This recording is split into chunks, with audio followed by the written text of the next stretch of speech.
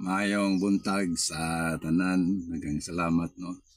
Aning kabuntagon gihimo kitag og gospel presentation about salvation. So lang kini ka illustration. Dili ni sa magic, it's just a trick no, rope trick, pero dako siya og kaning kaimuan illustrasyon sa ato ang pag-present sa gospel. So nani ang atong relasyon kaniadto diha sa Dios.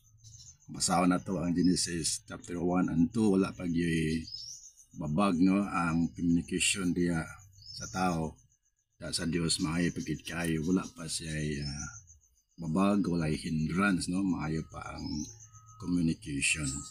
Pero sa diha na nakasala ang tao, kung basahon nato ang Genesis chapter 3, so ang tao tabuo pa atong lasyon diha kaniya, nakabuo ba no, buoy kayo atong lasyon diha sa Dios no, ani nakabuo, pero isupak man ang tao diha sa kabuton sa Dios, ilamang gi supak ang sugo sa Dios, di ta kaonon katubit ang kahoy taliwala sa garden, makaon lang mga kahoy para silang kinabuhi, pero except sa isa lang, knowing good and evil no, diya sa tunga no, ilang isupak sa ang tao na layo diya sa Dios. Ang Romans 3:23 ingon din na no,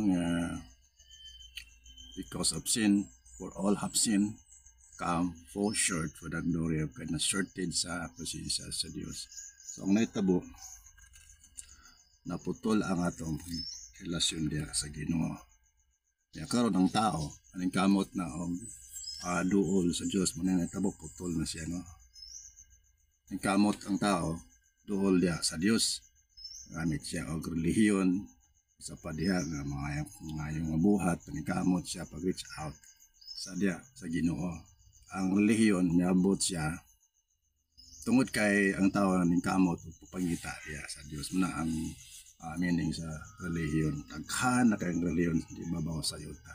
So ang tao ning kamot siya sumpay balik diya sa Ginoo, pero galisod na siya tungod kay nanay balana nga relasyon. Ang nindot nga relasyon kaniadto, hanutoy kayo, hapsay kayo, pero nahimong na nanay babag no, paglisod magduol da sa ino tungod sa sala no diya sa Dios, putol naman sumpay, sa gisumpay pa nimo siya delikado, lulusod agad siya. Pero pasalamat ang sa Ginoong Hesus, siya ang gipadala sa atong amahan para may balik kita diya sa sabakan.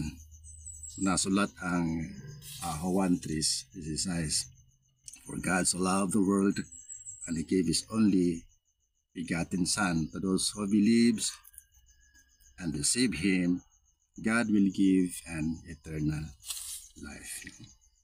And sa Romans 6:23, for the wages of sin is death, but the gift of God is eternal life. So, through the blood of Jesus, na mo nang itabon, may nagputli kanato, may nagtabon sa ato mga sala diya sa Ginoo no, ana na hitabo gitabonan, dilang tabonan iya pang hinluan. So kadiyang abot sa Jesus, hinluan niya ato mga sala diya sa Dios. So mo na hitabo, hinlo na. So nabalik na ang atong relasyon diya sa Dios no, nabalik na through the blood of Jesus. Jesus, His sacrifice, His life, the cross of the Calvary, so that we can have a right communication. Only Jesus. Jesus said in John 14:6, I am the way, the truth, and the life. No one comes to the Father except through me. Na post na yung mga pangutana unsaon man nato mahimong mabalik atong relasyon diya sa Ginoo, dawaton lang si Kristo Jesus, Isaya, ang manluluwas atong kinabuhi. Sakripisyo niya iyang kinabuhi sa cross sa Kalbaryo, pagita ang kamaton o kaluwasan. 1 John 1:9, if you confess your sin, He is faithful and just to forgive us and cleanse our unrighteousness. Just receive Jesus as your Lord and Savior today, and you will be saved. Dili good works, dili religion, is relationship with the Lord. Just receiving Jesus as Messiah and Savior of our life. then you can have an everlasting life. So God bless everyone. Shalom. Please follow and share this gospel message. Parang naghanpod ang makabalo sa mensahe sa Dios.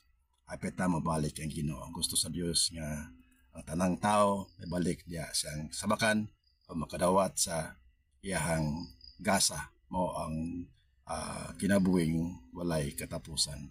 Diya lang sa pagdawat kang Kristo Jesus, ang atong personal nga manluluwas. So God bless everyone.